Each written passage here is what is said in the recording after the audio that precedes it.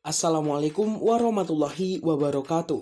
Halo semuanya, kami dari kelompok 5 akan mempresentasikan karya sastra, sastrawan, dan pembaca karya sastra. Kami dari kelompok 5 beranggotakan 3 mahasiswa, yakni Devalena, Rindra, dan Frida.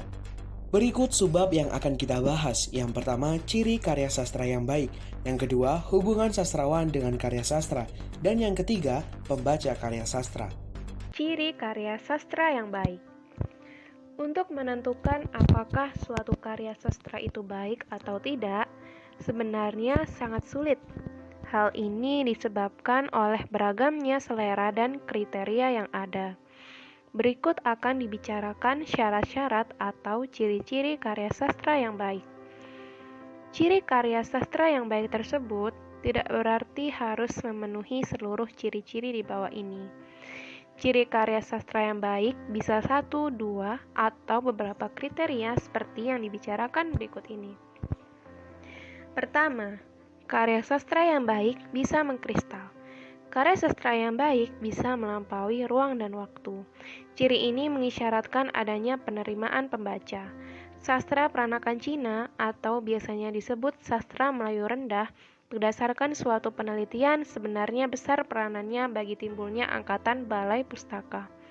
Tetapi, karena sastra peranakan Cina tidak mampu mengkristal, maka tidak ada karya pada masa ini yang dikenal hingga sekarang. Serat Centini Negara Kertagama, Arjuna Wiwaha adalah karya-karya lama yang mampu melampaui ruang dan waktu. Demikian juga dengan karya-karya sastra puncak seperti Siti Nurbaya oleh Marah Rusli, Salah Asuhan oleh Abdul Muiz, Layar Terkembang oleh Sultan Ali Syahbana, Belenggu oleh Armin Pane, Ateis oleh Akhdiatka, Keluarga Gerilya oleh Pramudia Anantatur, Jalan Tak Ada Ujung oleh Mokhtar Lubis, Olenka oleh Budi Drama. Bahkan ada karya sastra yang melampaui batas negara dan menjadi milik dunia seperti karya Albert Camus, Shakespeare, Dostoyevsky, Kafka, T.S. Eliot, Keats, Hemingway, dan Emile Zola. Maka dapat disimpulkan bahwa karya sastra yang baik yaitu senantiasa bisa diingat dan dikenang oleh pembaca, sehingga dapat diteruskan kepada generasi berikutnya. Yang kedua, karya sastra yang baik mempunyai sistem yang bulat, baik sistem bentuk, bahasa, maupun isi. Di dalam karya sastra harus ada unity atau keutuhan, balance, keseimbangan, harmoni, keselarasan, dan right emphasis, tekanan yang tepat. Keutuhan mensyaratkan bahwa suatu karya sastra harus utuh. Artinya, setiap bagian dari karya sastra tersebut harus mendukung keutuhan karya sastra. Makna keseluruhan dari karya sastra terjabar dengan baik dalam setiap unsurnya. Tema, perwatakan, alur, gaya bahasa, dan unsur lainnya menjadi suatu kebulatan bagi prosa. Pemisahan yang dilakukan oleh para ahli terhadap unsur karya sastra adalah salah satu usaha yang dilakukan untuk mempermudah memahami karya sastra. Keseimbangan mengisyaratkan bahwa unsur-unsur dalam karya sastra, baik ukuran maupun bobotnya, harus sesuai dengan bentuk dan fungsinya. Bila suatu karya berbentuk puisi, maka penggunaan bahasa harus padat. Jika tidak, puisi hanya akan menyerupai prosa yang dipotong-potong kalimat-kalimatnya. Keselarasan mensyaratkan bahwa karya sastra harus mempunyai keselarasan antar unsur karya sastra dengan keseluruhan karya sastra. Tidak ada salah satu unsur yang tidak sesuai dengan keseluruhan karya. Tekanan yang tepat merupakan syarat yang mengacu pada syarat adanya tekanan tertentu dengan proporsi tertentu pada suatu karya sastra. Jika di dalam suatu novel yang menonjol adalah temanya, semua unsur novel harus mengabdi dan mendukung tema. Jika yang menonjol dalam novel adalah tingkah laku kejiwaan tokoh, Yang harus mendapatkan porsi yang cukup banyak adalah tokoh dan penokohannya. Yang ketiga, karya sastra yang baik bisa mengungkapkan isi jiwa sastrawan dengan baik. Karya sastra tersebut harus bisa mengungkapkan isi pikiran, perasaan, emosi, keinginan, dorongan, ciri khas, atau cita-cita dari pengarangnya. Bila pengarang merasa sakit, maka kesakitan ini akan tertuang dalam karya sastranya. Bila pengarang merasakan kesepian, maka kesepian itu akan terjabar pada hampir semua unsur karya sastra. Cerpen Kritikus Adinan, karya Budi Dharma, dengan baik dapat menampung rasa takut, kesepian, dan pikiran Budi Dharma tentang kelicikan manusia. Semua ini terjabar dalam latar, misalnya dinding-dinding pengadilan, atau lorong-lorong pengadilan yang sepi dan menakutkan, jalanan yang sepi, adanya kamera pengintip, makanan yang menjijikkan, tokoh dan penokohan, atau unsur lainnya. Di dalam puisi, perasaan pengarang bisa juga tercermin dalam bunyi-bunyi yang digunakan. Perasaan riang atau gembira diungkapkan dengan eufoni yang biasanya ditunjukkan dengan bunyi I, E, dan A. Sedangkan perasaan yang menyeramkan, mengerikan, dan mencekam diungkapkan dengan bunyi kalkofoni yang diwakili oleh vokal O, U, E, atau AO. Benar tidaknya hubungan perasaan sastrawan dengan bunyi yang ada di dalam puisinya perlu diteliti lebih dalam lagi. Yang keempat, karya sastra yang baik adalah penafsiran kehidupan dan mengungkapkan hakikat kehidupan. Karya sastra yang baik dapat mengungkapkan hal-hal yang orang lain tidak bisa mengungkapkannya dan melihatnya. Orang yang tersenyum belum tentu gembira. Orang yang menangis belum tentu sedih. Di keramaian, orang bisa merasa kesepian dan merasa sendiri. Pengarang yang baik dapat menembus ke dalam pikiran masing-masing penumpang di satu bus umum yang semuanya sama-sama diam, tetapi yang dipikirkannya sangat beragam. Itulah sebabnya dunia yang digambarkan oleh pengarang sering bertentangan dengan kacamata orang awam. Karena kepekaan pengarang juga melebihi kepekaan orang awam. Iwan Simatupang sering menghadirkan tokoh-tokoh yang aneh, juga dalam karya-karya tertentu dari Budi Dharma. Budi Dharma dan Danarto sering mengemukakan dunia yang ganjil. Putu Wijaya menyajikan manusia terasing, dan lain sebagainya. Yang kelima, karya sastra yang baik tidak bersifat menggurui. Di dalam karya sastra memang bisa ditemui adanya ajaran moral, filsafat, tingkah laku, karena memang karya sastra merupakan latihan intelektual dan moral. Meskipun demikian, bukan berarti karya sastra harus seperti buku filsafat atau buku sopan santun pergaulan. Hal ini sesuai dengan sifat sastra yang tidak hanya mengandung satu kemungkinan, akan tetapi banyak kemungkinan tafsir. Karya sastra tidak hanya mengungkapkan kata-kata belaka. Setiap kata dalam karya sastra mempunyai banyak kemungkinan. Banyak sastrawan yang mengambil bentuk-bentuk spiritual agama. Meskipun demikian, apa yang mereka kemukakan tidak bersifat menggurui.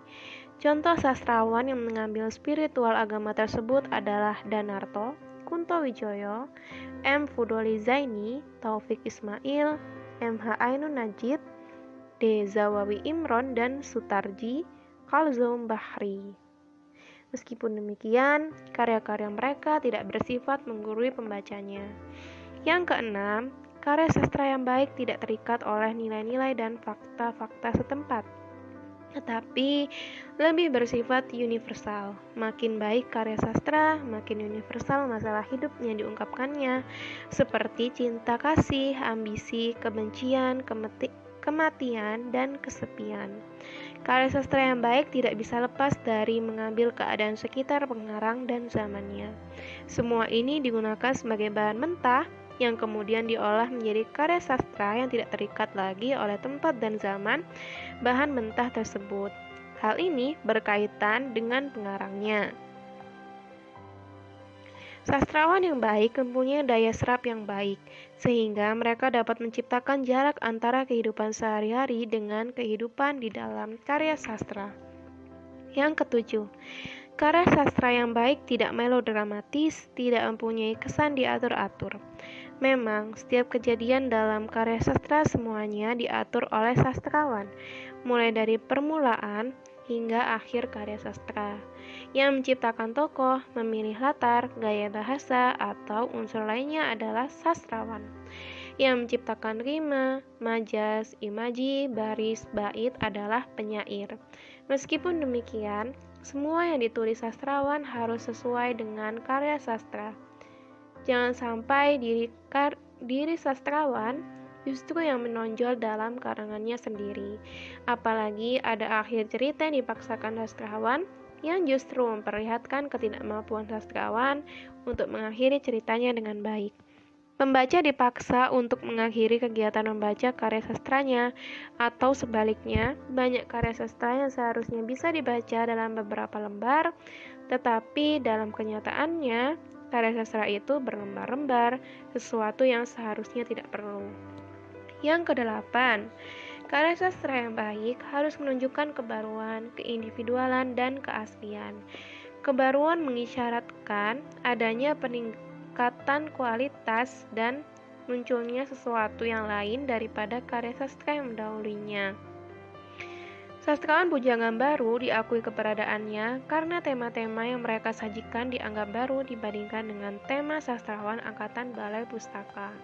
Keindividualan merujuk pada kekhasan bentuk dan isi karya sastra setiap sastrawan. Kita akan bisa membedakan gaya bahasa atau pilihan kata setiap penyair seperti yang tertuang dalam puisi-puisi mereka. Puisi Sapardi Djoko Damono akan berbeda gayanya dengan puisi Rendra, Zawawi Imron, Abdul Hadi, atau Taufik Ismail. Meskipun sama-sama berbicara tentang Tuhan, cara yang digunakan Khairil Anwar, Tatengkeng, Amir Hamzah akan berbeda dengan cara yang dipakai oleh M.H. Ainun Hajib. Keaslian merujuk pada keaslian gagasan, keaslian bentuk, dan keaslian mengolah dan menyampaikan isi. Karya sastra yang asli tidak menjiplak karya orang lain. Siti Nurbaya, Marah Rusli, Layar Terkembang, Sultan Ali Syabana, Belenggu, Arwin Pane, Atheis, A. Kartamiharjo, Pada Sebuah Kapal, N. Hadini, Raumanen, M. Topo adalah contoh-contoh yang memenuhi kebaruan, keindividualan, dan keaslian. Karya-karya yang mengekor dan meniru karya-karya sastrawan yang telah ada tidak akan muncul sebagai karya sastra yang baik atau terbaik. Ada beberapa sastrawan Indonesia yang mempunyai keistimewaan dalam hal kebaruan, keindividualan, dan keaslian. Di bidang puisi, penyair yang memenuhi persyaratan seperti ini antara lain Khairil Anwar, Surtarji CB, Sitor Situmorang, Ajib Rosidi, Rendra, Subagio Sastrawardoyo, Tuti Herati, Gunawan Muhammad, Sapardi Djoko Damono, Taufik Ismail, Abdul Hadi WM, dan Darmanto. Di bidang prosa, sastrawan yang dianggap menonjol antara lain Umar Khayyam, Budi Dharma, Danarto, Iwan Simatupang, dan Putu Wijaya. Hubungan sastrawan dengan karya sastra. Seperti yang telah kita ketahui bersama, sastrawan berkomunikasi dengan pembacanya dalam bentuk karya sastra. Dalam dunia sastra, komunikasi ini masih bisa ditambah lagi, yaitu komunikasi sastrawan dengan karya sastra. Komunikasi sastrawan dengan karya sastra bisa terdiri atas 1. Komunikasi antara sastrawan dengan karya sastranya sendiri, dan 2. Komunikasi sastrawan dengan karya sastra orang lain. Yang pertama, komunikasi antara sastrawan dengan karya sastranya sendiri. Komunikasi antara sastrawan dengan karya sastranya sendiri lebih banyak bersifat fungsional, yakni manfaat karya sastra yang telah ditulisnya bagi sastrawan itu sendiri. Secara ekstrim, terdapat dua konsep sarana karya sastra yang digunakan dalam komunikasi sastrawan dengan karya sastranya, yakni 1. Sastra yang mengungkapkan keindahan dan hiburan, 2. Sastra yang bermanfaat dan mengajarkan sesuatu. Secara ekstrim, sastra yang digunakan oleh sastrawan sebagai sarana untuk mengungkapkan keindahan dan hiburan adalah karya sastra yang dibuat tanpa memperhatikan apakah karya sastra yang ditulis tersebut berguna bagi pembaca ataukah tidak. Apakah karya sastra tersebut itu mudah dicerna oleh pembaca ataukah sulit? Dengan kata lain, seni hanya diabadikan untuk seni, meskipun dalam kenyataan sehari-hari jarang ada sastrawan yang berpegangan seperti itu. Dalam bentuk yang kedua, karya sastra yang bermanfaat dan mengajarkan sesuatu adalah karya yang diciptakan dengan hanya menekankan kepada aspek isi, tanpa memperhatikan bentuk, keindahan, keselarasan, dan estetika seni pada umumnya. Atau dengan kata lain, sastra untuk masyarakat. Dalam kenyataannya, jarang ada sastrawan yang berpandangan ekstrim seperti itu. Sebenarnya, dari kedua konsep di atas bisa digabungkan. Sastrawan dalam menciptakan karya sastra tidak hanya memperhatikan segi keindahan, bentuk, atau kepuasan pribadi saja, tetapi juga harus mampu dan mau menyampaikan sesuatu yang bermakna dalam karya sastra yang dihasilkan. Yang kedua, komunikasi antara sastrawan dengan karya sastra orang lain. Komunikasi sastrawan dengan karya sastra orang lain hampir sama dengan pemahaman pesan oleh pembaca atau pendengar dalam komunikasi biasa, seperti bagan yang ada di depan kalian. Komunikasi biasa hanya dari adresor, kemudian menyampaikan pesan yang sampai pesannya ke adres. Setelah dipahami, komunikasi sastrawan dengan karya sastra orang lain tidak seperti bagan komunikasi biasa, tetapi bagannya seperti ini. Bagan yang ada di depan kalian adalah bagan komunikasi sastrawan dengan karya sastra orang lain, yang mana setelah dipahami, pesan tersebut ditindaklanjuti dengan pembuatan pesan oleh sastrawan, tetapi tidak dilanjutkan kepada pemberi pesan pertama, tetapi kepada adres yang lain atau ditindaklanjuti dengan kegiatan proses kreatif. Bisa kita lihat bersama. Sastrawan satu menciptakan sebuah karya sastra, kemudian dinikmati oleh pembaca dan pembaca lainnya. Kemudian dari karya sastra yang diciptakan oleh sastrawan satu, timbul sastrawan dua, yang mana sastrawan dua ini menciptakan sebuah karya sastra yang kemudian bisa dinikmati oleh pembaca lainnya. Bisa dibilang sastrawan dua terinspirasi dari karya sastra yang diciptakan oleh sastrawan satu. Dalam komunikasi antara sastrawan dengan karya sastra orang lain, sastrawan dapat melakukan komunikasi dengan berbagai hal, bisa berhubungan dengan pemanfaatan ataupun penolakan. Dalam hal pemanfaatan, banyak sekali para sastrawan yang menulis karya sastra karena sebelumnya membaca karya orang lain, entah karena kagum, senang, tidak puas, atau karena dorongan orang lain. Apa yang ditulis pengarang tidak bisa lepas sama sekali dengan karya sastrawan yang mendahulunya. Misalnya Putu Wijaya yang mengakui bahwa karyanya terpengaruh oleh Waiting for Godot karena ia pernah berperan sebagai Pozo. Dalam hal penolakan, pada hubungan penolakan, sastrawan pada dasarnya tidak setuju dengan karya sastra yang telah ada. Ketidaksetujuan ini bisa berwujud keinginan sastrawan untuk mempengaruhi logika sastra, memanipulasi atau memutarbalikan sesuatu yang sudah ada pada karya sastra sebelumnya. Contohnya, pada saat angkatan Pujaga baru muncul karena sastrawannya tidak puas dengan karya-karya sastra pada masa Balai Pustaka. Namun kembali lagi, bahwasanya apa yang ditulis pengarang tidak bisa lepas sama sekali dengan karya sastrawan yang mendahuluinya. Pembaca karya sastra. Pengertian pembaca. Menurut Sapardi, karya sastra adalah karya yang dimaksudkan oleh pengarangnya sebagai karya sastra, berwujud karya sastra, dan diterima oleh masyarakat. Pendapat tersebut dijelaskan dalam seminar HISKI di Malang pada tahun 1990. Dari penjelasan Sapardi tersebut dapat diketahui bahwa pembaca memiliki peran penting dalam menentukan sebuah karya sastra itu diakui atau tidak. Selanjutnya, kedudukan pembaca. Seperti yang kita ketahui sebelumnya, pembaca memiliki peran penting dalam dunia sastra. Dengan adanya pembaca, dunia sastra mengalami perkembangan baik dalam produksi karya ataupun segi keilmuan. Tanpa pembaca, fungsi sastra tidak memiliki perannya dalam karya. Dalam dunia sastra, penulis, karya, dan pembaca merupakan mata rantai dalam menggerakkan perkembangan dunia sastra. Penulis merupakan titik awal keberadaan karya, dan karya inilah yang akan diterima oleh pembaca atau penikmat sastra. Berikutnya, pembaca memiliki kebebasan dalam menganalisa suatu karya. Setiap pembaca memiliki pemahaman dan penafsiran yang berbeda-beda karena teks sastra merupakan kajian interpretasi. Hal ini dapat dilihat dari ekspresi pembaca, seperti dalam pembacaan puisi yang memiliki banyak sekali ekspresi dalam pembacaannya. Ada yang membaca puisi dengan penuh emosi, amarah, dan suara yang lantang. Ada pula yang membaca dengan lembut, sedih, dan berlinang air mata. Begitupun dengan genre prosa, di mana pembaca mendalami langsung seolah-olah ikut dalam konflik yang terjadi. Selanjutnya, setiap pembaca karya sastra pada dasarnya ia telah bertindak sebagai kritikus, karena pembaca dapat menilai apakah karya sastra yang telah dibaca itu menarik atau tidak. Keberadaan pembaca memberikan sumbangsih pada perkembangan ilmu sastra.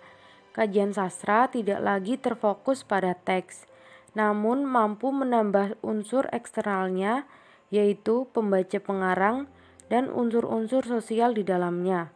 Selain itu, pembaca merupakan juri dalam menilai suatu karya.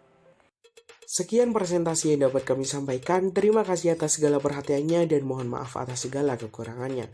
Akhir kata, wassalamualaikum warahmatullahi wabarakatuh.